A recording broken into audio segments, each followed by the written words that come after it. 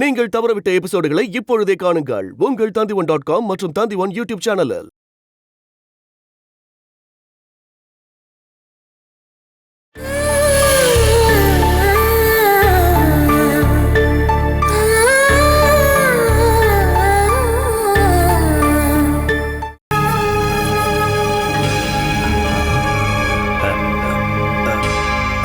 இந்த ஆளை யார் இங்க தூக்கி கொண்டு வந்து உட்கார வச்சது?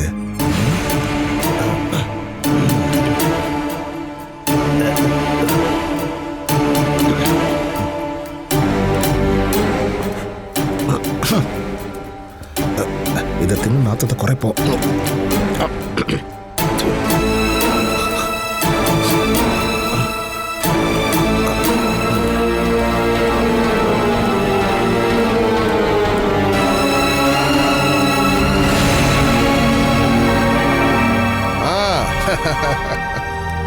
என்னாச்சு? இன்னைக்கு ஊரை சுத்த எங்கேயும் போகலையா? அது இருக்கட்டும், உனக்கு என்ன கால் ஆட்டம் காணுது? அது உங்களுக்கு அப்படி தோணுதுப்பா. நீ மறுபடியும் குடிக்க ஆரம்பிச்சிட்டியா? இன்னைக்கு ஒரு வீட்டுல கிரக பிரவேசம்பா, அதான். பாலை குடிச்சிட்டு ஆடுறவன இப்பதான் நான் முறையா பாக்குறேன். பால் வேணான்னு சொல்றாங்க பாத்தீங்களா? அவங்களுக்கு வேறொரு பானகம் இருக்கு. அதான் தெரியுமே. குடியை கெடுக்கும் கேள்விப்பட்டிருக்கியா? குடும்பமே நடு தெருவில் நிற்கும். அப்படிப்பட்ட பாவியை எல்லாரும் வெறுப்பாங்க. மொத்தத்துல மது விஷத்துக்கு சமம். என்ன புரிஞ்சுதா? இது பழமொழிங்கிறதும் எனக்கு புரிஞ்சு போச்சு. என்ன மட்டம் தட்டி பேசுனதும் எனக்கு புரிஞ்சு போச்சு. ஏய் அனிலா, எதுக்குடா இப்படி கத்துற? அது என்னோட இஷ்டம். அடியே அனிலா, அட கொஞ்சம் வேகமா வாடி. என்ன எப்பவும் இப்படி கூப்பிட மாட்டீங்களே? அது நீ என்ன கொஞ்சம் மன்னிக்கணும். இன்னைக்கு ஒரு வீடு கிரக பிரவேசம். அவங்க ரொம்ப ரொம்ப கம்பல் பண்ணதால ஒரு சின்ன பெக்கு அடிச்சம்மா. சின்ன பெக்கு. உங்க ஊர்ல மக்க தான் பெக்குன்னு சொல்லுவாங்களா? எதுக்காக இப்ப போட்டு கொடுக்குறீங்க? நான் ஏதாவது சொல்லி அவளை சமாளிக்கணும்ல. பாரு, உன் மேல சத்தியமா இல்லன்னா எங்க நைனா மேல சத்தியமா இனிமே நான் தண்ணி அடிக்க போறது இல்ல. கூடிய சீக்கிரம் நான் போய் சேர்றதுக்கு தானே இப்படி எல்லாம் பண்ற. அப்பா, நீங்க இதை ஒரு சாப மோட்சமா நினைச்சுக்கோங்கப்பா. இங்க பாருங்க, இனிமே குடிக்க மாட்டீங்கன்னு என்கிட்ட சத்தியம் பண்ணீங்கல்ல? அடியே, இனிமே நான் குடிக்க மாட்டேன்னு மறுபடியும் உங்ககிட்ட சத்தியம் பண்றேன். இது சத்தியம். போங்க. சத்தியம் சத்தியம் சத்தியம் சத்தியம். இப்படியே போச்சுன்னா நீ தினம் இப்படி சத்தியம் பண்ண வேண்டியதுதான். இத பாருங்க, எனக்கு அட்வைஸ் பண்ணாதீங்க. திருந்தணும்னு நினைக்கிறவங்களுக்கு தான் அட்வைஸ் பண்ணணும். புத்தி இல்லாதவங்க கிட்ட என்ன சொல்லியும் பிரயோஜனம் இல்லை. ஓ, எனக்கு நல்ல புத்தியெல்லாம் இருக்கு. இருந்துச்சு, ஆனா இப்போ கொஞ்சம் கூட இல்ல. அதுக்கு என்ன காரணம்னு தெரியுமா? இங்க பாருடா, சரக்கு உள்ள போச்சுன்னா புத்தி வெளியே போயிடும்.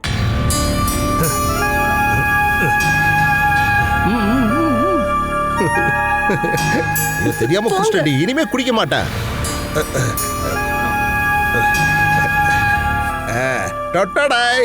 இது உனக்குதான்.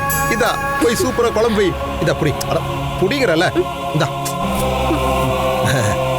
இந்தா, இத நம்ம ரூமுக்குள்ள கொண்டு போய் யாருக்கும் கொடுத்துறாத. அம்மா, இது என்ன? ஓஹோ, இது கிரக பிரவேசத்துக்கு நான் போனல, அங்க எனக்கு இது கிஃப்டா கொடுத்தாங்க.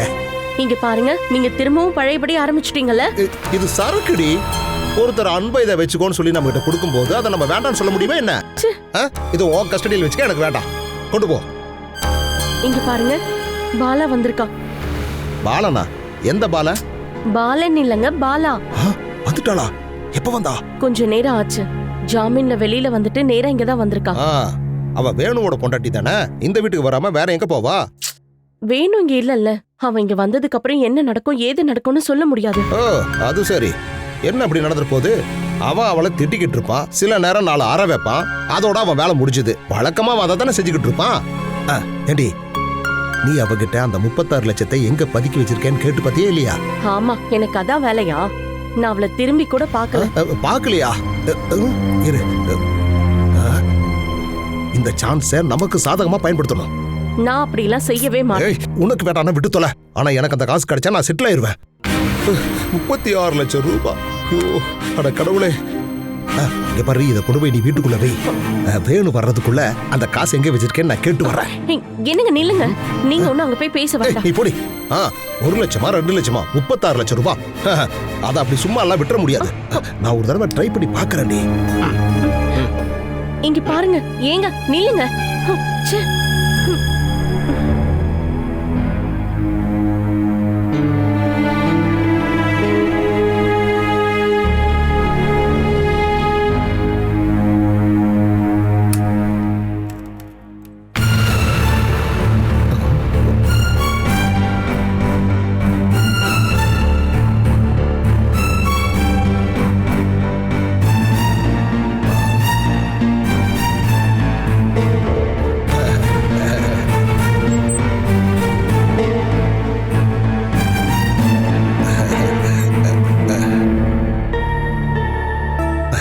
அம்மாடி பாலா, நான் வர்றதுக்கு கொஞ்சம் லேட் ஆயிருச்சு. உன்னை ஜாமீன்ல எடுக்கிறதுக்காக 2 பேரோட நான் கோர்ட்டுக்கு வரும்போது நீ ஏற்கனவே ஜாமீன்ல வெளியே வந்த விஷயம் தெரிஞ்சுது. Just miss. ஆமா, அந்த 36 லட்சம் ரூபாய் இதுக்குள்ளதான் வச்சிருக்கிறியா? அப்புறம் இதை நீ தொலைக்காம கொண்டு வந்துட்டியே.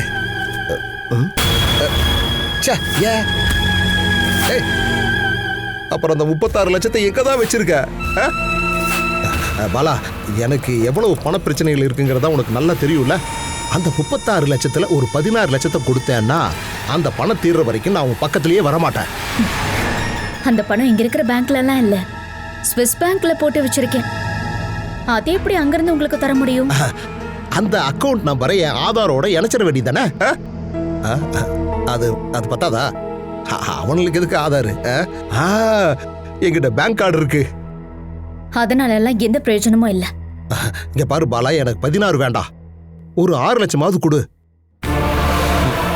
ஒரு 3 2 இப்போதைக்கு 1 லட்சமாவது கொடு. அது எதுக்கு ஒண்ணாக்குறீங்க? அத மொத்தத்தையும் நீங்களே எடுத்துக்கோங்களேன். மொத்தமாவா? ஆமா. என் செல்லம், இன்ப அதிர்ச்சி எனக்கு கொடுத்துட்ட. சரி, அது எப்ப கிடைக்கும்? பணத்தை எனக்கு எப்ப தரப்போற? அதுக்கு ஒரு சின்ன ஃபார்மாலிட்டி இருக்கு. இந்த பணத்தை கொள்ளையடிக்க பிளான் பண்ணது நீங்க தான் போலீஸ்காரங்க கிட்ட ஒத்துக்கணும். என்னது? அப்புறம் என்ன, எஃப்ஐஆர் ஃபைல் பண்ணி அவங்க இந்த கேஸ்ல உங்களை முதல் குற்றவாளி ஆக்கிடுவாங்க. ஓ, அது சரி. அப்ப இவ்வளவு நேரம் என்கிட்ட நீ விளையாட்டு தான் காட்டினியா? நான் அப்படிலாம் செய்ய மாட்டேன்னு தெரிஞ்சிருந்தும் போலீஸ்காரங்க என்ன அரெஸ்ட் பண்ணி இங்கிருந்து கூட்டிட்டு போனப்போ யாராவது எனக்காக வந்து பேசுனீங்களா? நிரபராதின்னு நீ சொன்னா போதுமா? அந்த பணத்தை நீ எங்கேயோ பதுக்கி வச்சிருக்க. இங்க பாரு, உண்மையை சொல்லிரு. வேணு வந்தான்னா கண்டிப்பா அந்த உண்மையை உங்ககிட்ட இருந்து வாங்காம விட மாட்டான். அந்த பணம் அவன் கையில கிடைச்சதுன்னா அதுல இருந்து 10 காசு வேற யாருக்கும் கிடைக்காது. இப்ப கொடுத்தா 50-50 போட்டுக்கலாம். இங்கே நில்லுங்க, பாதி வாங்கிட்டு போங்க, இல்லனா தம்பியை நேரடியா கொடுப்பாரு. நீ எல்லாம் என்னைக்கு உருப்படவே மாட்டேன். 36 லட்சம் ரூபாய், நான் என்னெல்லாம் கடவோட இங்க வந்த தெரியுமா? என்னைக்காவது ஒரு நாள், எப்படியாவது ஒரு நாள் அது வெளியே வரும்.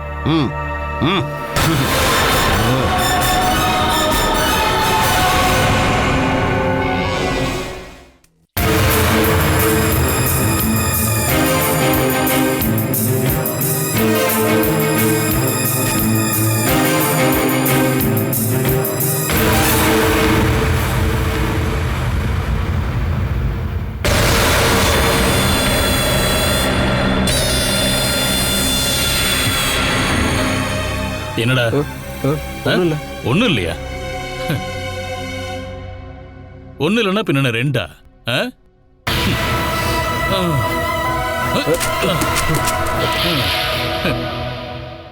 என் வீட்டுல என் இஷ்டப்படி நடந்துக்குவேன். நீ உன் லெவல் தெரிஞ்சு நடந்துக்க, புரிஞ்சுதா? ஓவரெல்லாம் ஆட்டம் போடாத. உன்னதான் இவ்வளவு நேரம் எதிர்பார்த்தேன். நீ தானே இப்ப இவனுக்கு செக்யூரிட்டி கார்டு இல்லையா? இங்க பாரு, எவ்வளையும் நம்பிராத. சான்ஸ் கிடைச்ச போதும் ஏமாத்திருவாளுங்க. எல்லாரும் உங்க பொண்டாட்டி மாதிரி இருக்க மாட்டாங்க. ஓ, உன் பொண்டாட்டி பத்தி சொன்னதும் உனக்கு வலிக்குதோ இல்ல?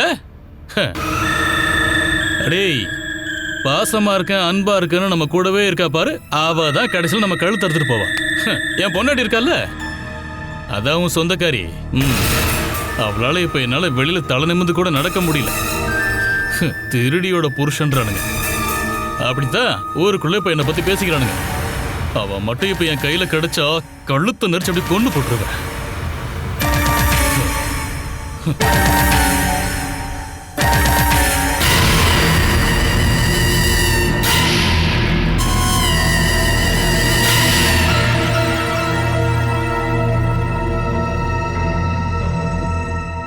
டேய் வேணு, ம், அவ வந்திருக்கா.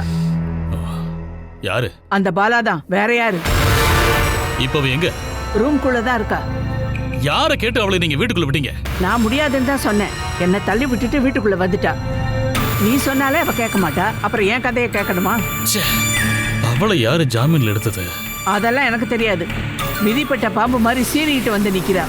அப்படி ஒருத்தி அந்த வீட்டுல தங்க வைக்கணுமான்னு நீ தான் யோசிச்சு முடிவு பண்ணணும். அதுக்கு இப்பவே நான் ஒரு முடிவு கட்டுறேன்.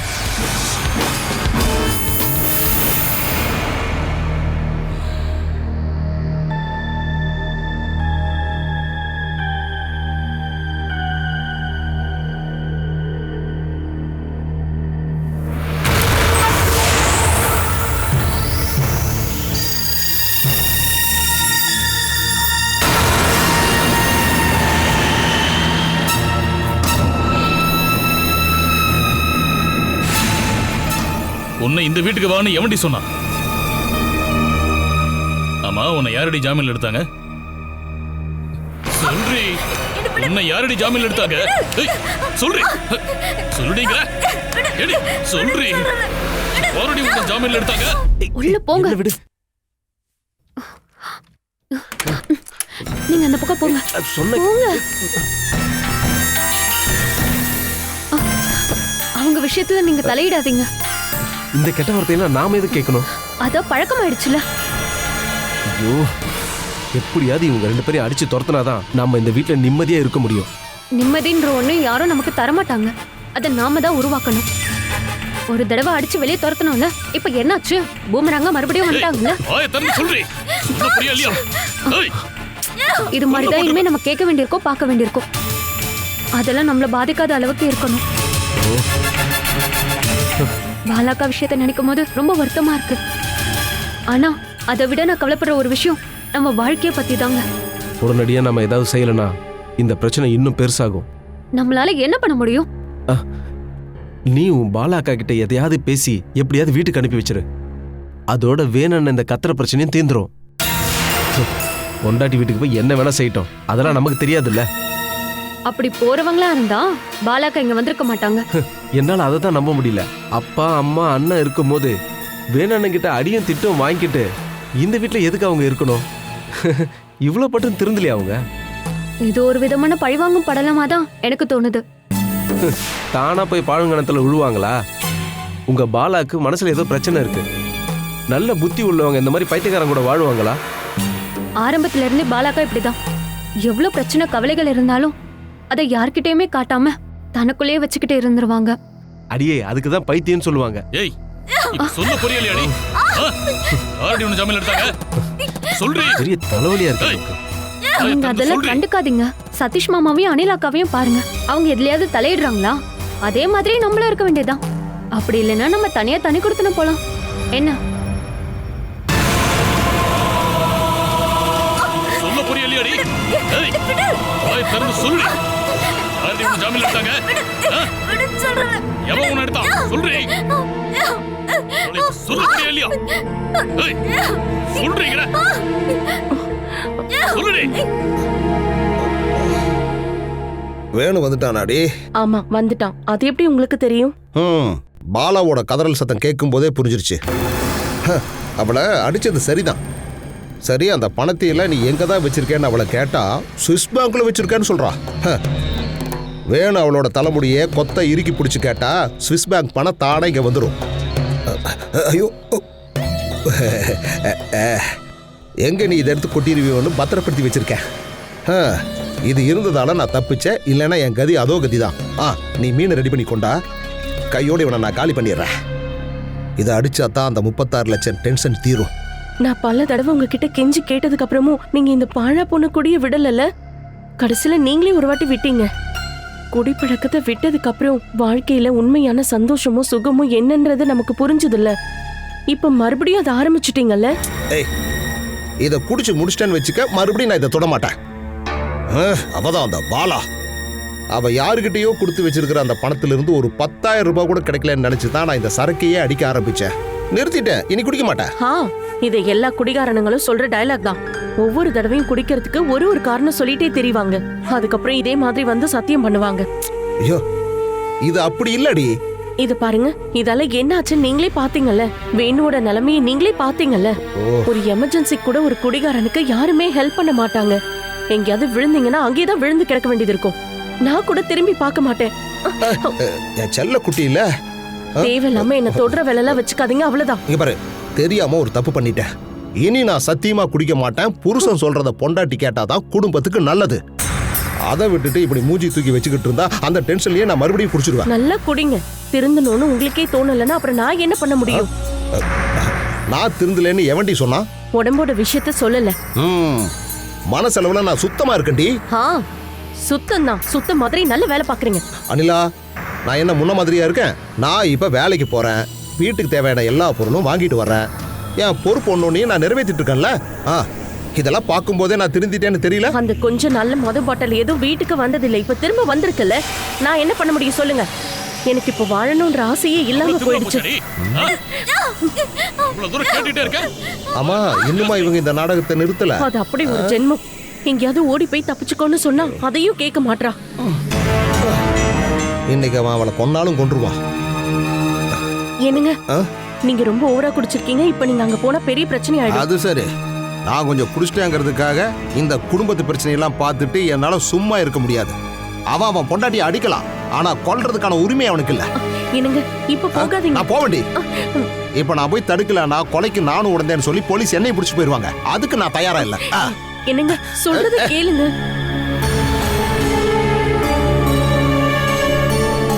அவளை இப்படி அடிச்சு மிதிச்செல்லாம் எந்த பிரயோஜனமும் இல்ல. முதல்ல அவகிட்ட அந்த 36 லட்சம் ரூபாய எங்க கொண்டு போய் மறைச்சு வச்சிருக்கான்னு கேளு. அதுக்கப்புறம் அடிச்சு துரத்தி விடு. அத எவன் கையில கொடுத்து வச்சிருக்கேன்னு சொல்றதுக்கு எதுக்கு இவ்வளவு யோசிக்கிற? மனோஜ் கிட்ட தானே கொடுத்திருக்க. சொல்றே. இனிமே என் மேல கைய வைக்காத. அந்த காசு எங்க இருக்குன்னு நீ சொல்ற வரைக்கும் உன்னை நான் அடிப்பண்டி. அத நான் சொல்லவா? சொல்லலன்னா உன்னை நான் சொல்ல வெப்பண்டி. அந்த 36 லட்சத்தை கொண்டு வந்து கொடுத்தது உங்க கையில தான். உங்க கையில தான் கொண்டு வந்து கொடுத்தேன். அந்த 36 லட்சத்தை உங்க கையில தான் கொடுத்தேன். அது சரி, அந்த காசை வாங்கி நீ வச்சுக்கிட்டு தான் எங்களெல்லாம் ஏமாத்த பாக்குறியா? அதானே பார்த்தேன். என்னடா இவ்வளவு திமிரோட இங்கே வந்திருக்காளேன்னு. என்னடி சொன்ன நீ?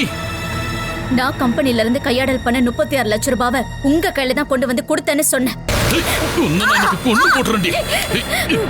எனக்கு உங்களுக்கு நல்லாவே தெரியும்.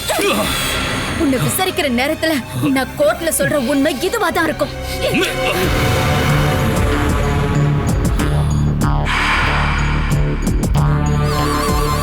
என் புருஷன் என்ன தினம் டார்ச்சர் பண்ணதுனாலதான் நான் பணம் கையாடணும்னு சொல்லுவேன். நீங்க கொடுத்த அக்கவுண்ட் நம்பருக்கு தான் நான் பணத்தை டிரான்ஸ்ஃபர் பண்ணேன்னு சொல்லுவேன். 5-6 வருஷம் நீங்களும் ஜெயிலே கடங்க. நல்லா இருக்குடி, பிளான் நல்லா இருக்கு. இதுவும் அவனோட பிளானா தான் இருக்கும் இல்லையா? சூப்பர் டி. ஆனா நீ உயிரோட இருந்தா தானே அப்படி ஒரு வாக்குமூலம் கொடுப்ப? பணம் கையாடல் செய்து ஜாமீனில் வெளிவந்த குற்றவாளி அவமானம் தாங்காமல் தற்கொலை செய்து கொண்டாள். இது எப்படி இருக்கு? இந்த ரூம்ல நீ தூக்கு மாட்டி தொங்கி செத்து கிடக்கிறத பார்க்க ரொம்ப ஜாலியா இருக்கும். இனி நீ நரகத்துக்கு போய் வாக்குமூலம் கொடுத்தா போதும்டி.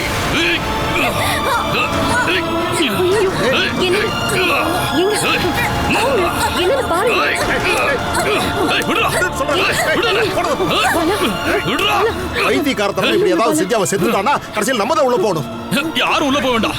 இவன் இனி எப்படி செத்தாலும் தற்கொலையா தான் இருக்கும். சொல்றது கேளு. கல்யாணமாகி ஒரு பொண்ணு 7 வருஷத்துக்குள்ள செத்து போயிட்டான்னு வச்சுக்க, அது வரதட்சணை கொடுமையில வந்துரும். அந்த கேஸ்ல இது மாட்டி தொலைச்சிடாத. முட்டாள்தனமா எதுவும் பண்ணிராத. அனிலா, அவளை உள்ள கொண்டு போடி. கொஞ்சம் அமைதியா இருடா. உள்ள கொண்டு போடி. சொன்ன கேளு. டேய், இவங்க குடும்ப பிரச்சனையில நீ என்ன தலையிடுற? இங்க பாரு, நான் இதுல தலையிடலன்னா அப்புறம் அம்மாவும் பிள்ளையும் விளங்க மாட்டிக்கிட்டு ஸ்டேஷன்ல தான் போய் உட்காரணும். உன்னை பொண்டாட்டி மேல கையை வச்சிருந்த. இங்க பாருடா, அவகிட்ட கொஞ்சம் பொறுமையா அந்த பணத்தை எங்கடி வச்சிருக்கேன்னு கேட்டு தொலை. அந்த விஷயம் நமக்கு தெரிஞ்சதுக்கு அப்புறமா அவனை நைஸா போட்டு தள்ளிடுவோம். ஏய், நீ கொஞ்ச நேரம் டென்ஷன் ஆகாம பொறுமையா உட்கார்றா. எதுக்குடா டென்ஷன் ஆகிக்கிட்டு?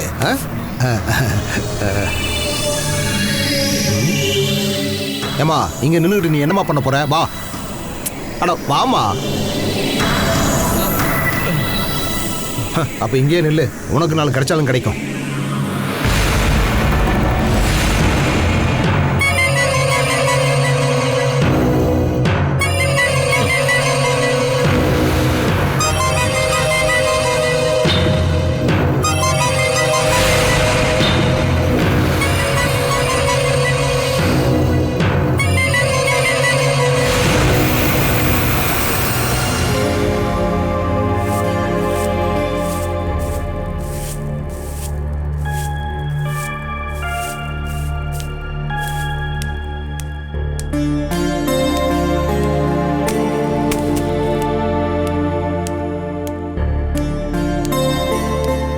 பாலா ஜாமீன்ல வெளியே வந்துட்டாங்க. உங்ககிட்ட யார் சொன்னது? அஜய் கொஞ்ச நேரத்துக்கு முன்னாடி ஃபோன் பண்ணியிருந்தான். அவன் ஃப்ரெண்டோட அண்ணன் கோர்ட்ல தான் வேலை பாக்குறானா. அவரு தான் சொல்லியிருக்காரு. அப்ப அவ எங்க போனா? புகுந்த வீட்டுக்கு தான் போயிருப்பா. மத்தபடி வேற எங்க போவா? அவளை யார் ஜாமீன்ல எடுத்தாங்கன்னு தெரியுமா? அதெல்லாம் அவன் சொல்லல. நான் யோசிக்கிறது அதே இல்லைங்க. ஏற்கனவே வேணுவுக்கு மோசமான குணம். பணத்தை கையாடல் பண்ண கேஸ்ல ஜெயிலுக்கு போன பாலாவை அவன் ஏத்துப்பானான்னு தெரியல. பாலா விஷயத்துல நம்ம இனிமே கவலைப்பட அவசியம் இல்ல. அவளை அவங்க நடுத்தருவுல விட்டுட்டாங்கன்னா மத்த விஷயங்கள்லாம் யார் பாப்பாங்க? அப்படி எந்த ஒரு பிரச்சனையும் வரக்கூடாதுங்கிறதுக்காக தான் பாலா விஷயத்துல நீ தலையிட வேண்டான்னு சொன்ன. இங்க நம்ம லைஃப பாக்குறதே ஒரு பெரிய பிரச்சனையா இருக்கு. இதுல அவ பாரத்தை ஏத்துக்கிட்டோம்னா நம்மளால ஒண்ணும் பண்ண முடியாது. அவன் நம்ம ரத்தம் தானேங்க. மனசாட்சி இல்லாம எப்படி நடந்துக்க முடியும்? இங்க நாம நிம்மதியா இருக்கணும்னா மனசாட்சி எல்லாம் இல்லாம இருக்கிறது தான் நல்லது. அங்க போன் ரிங் ஆயிட்டு இருக்க. யார் போன் பண்றாங்கன்னு போய் பாரு. ஏய், என்னை பத்தி யாராவது கேட்டா நான் இங்க இல்லைன்னு சொல்லு.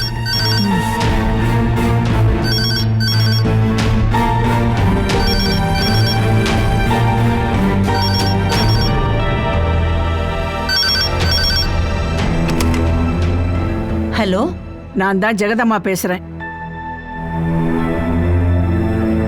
உலகத்திலேயே இல்லாத ஒரு பொண்ணை நீங்க பெத்து வளர்த்து என் பிள்ளைக்கு பொண்டாட்டியா இங்க அனுப்பி வச்சீங்கல்ல.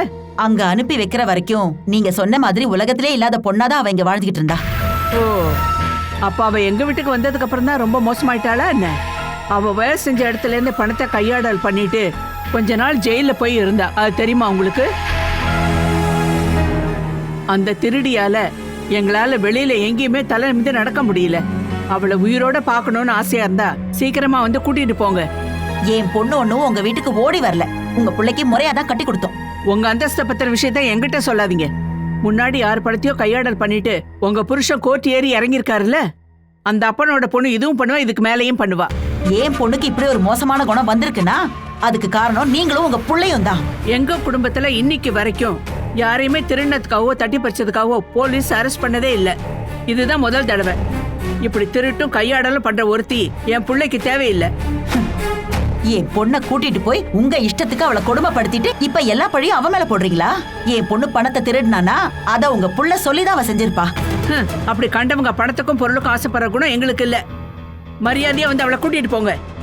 இல்லனா அவளோட பணம் தான் உங்களுக்கு கிடைக்கும். வேணும் அவளை கொன்றுவான். என் பொண்ணுக்கு மட்டும் அப்படி ஏதாவது ஆச்சு உங்க மொத்த குடும்பத்தையும் நான் ஜெயிலுக்கு அனுப்பிடுவேன். நீங்க எல்லாரும் கொடுமைப்படுத்தி அவளை கொன்னுட்டீங்கன்னு நான் புகார் கொடுப்பேன். நீங்க எங்க வேணா போய் ஸ்டேட்மெண்ட் கொடுங்க. நான் சொல்ல வேண்டியதை சொல்லிட்டேன். அவளும் அவ குழந்தையும் உயிரோட இருக்கணுங்கிற ஆசை உங்களுக்கு இருந்துச்சுன்னா வந்து அவளை கூட்டிட்டு போங்க.